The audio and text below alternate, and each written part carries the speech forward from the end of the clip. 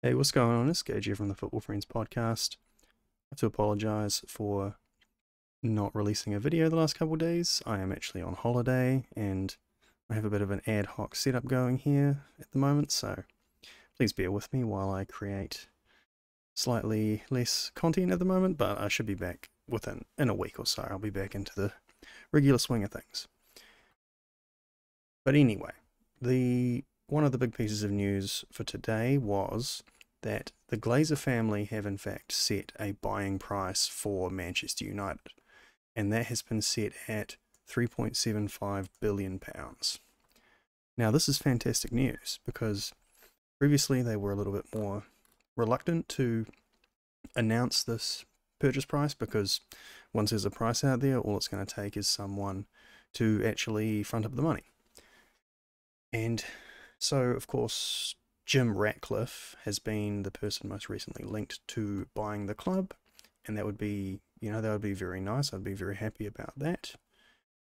And because previously when there's been protests and fans trying to force the Glazers to sell, there's never been a buyer. But now there actually is one. And in fact, there may be a couple, because it says here that this price may be well within the range of a sovereign wealth fund, such as Dubai, which have yet to follow Abu Dhabi, who purchased Manchester City, and Saudi Arabia, who purchased Newcastle. So for them, adding a top flight, like it says here, adding a top flight club to their portfolio is probably within their interest. So look, now we have two buyers, and that actually makes it even better, because there might be a little competition, the pressure might be on the Glazers, and the sale might actually finally go through. I'd be very happy about this. I think the Glazers are a big problem, and it's not something that fancy transfers and things can actually solve. So it says here that the 1958, which is one of these groups that have been very outspokenly anti-Glazer, says they deserve a lot of respect for organising the protests and persisting with their objective to get rid of the Glazers. Because the protests have been pretty intense lately. They certainly feel like it's come to a head, and that maybe the Glazers' time is up. And like they say, this isn't about the transfers, it's about the rotten owners with no love for our club. So, oh gosh. So, decaying our history, culture, and standards for their own greed.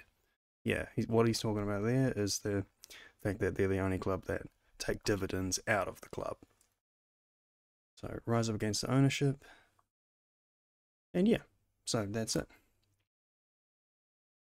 That's the thing. So, lately the results have been very good for Manchester United, and of course, usually what happens is we have a few bad results, protests go crazy against the Glazers, then we get back on track after they spend a bit of money. But not this time.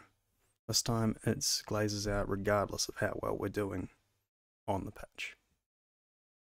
Because we all know that if we hadn't have had those poor results and these mass protests, we may have not spent what like Manchester United did in this window. It wasn't until these protests were getting crazy and the fans were actually revolting that they finally reluctantly opened the wallet. And they think that they can spend a few $100 million and that's like a band-aid over this problem. But it doesn't look like it's going to work this time. It's a good sign that they're announcing this price, and I'm just hoping that someone's going to see that and snap it up. And then maybe the day could finally come and we'll have Glazers out. Alright, well, that's all I'm going to say on that today. So hopefully I'll be able to make a few more videos, even though I'm away at the moment, but see, sorry about the quality dropping, but like and subscribe to the Football Friends podcast, tell your friends, and I'll catch you next time. Cheers.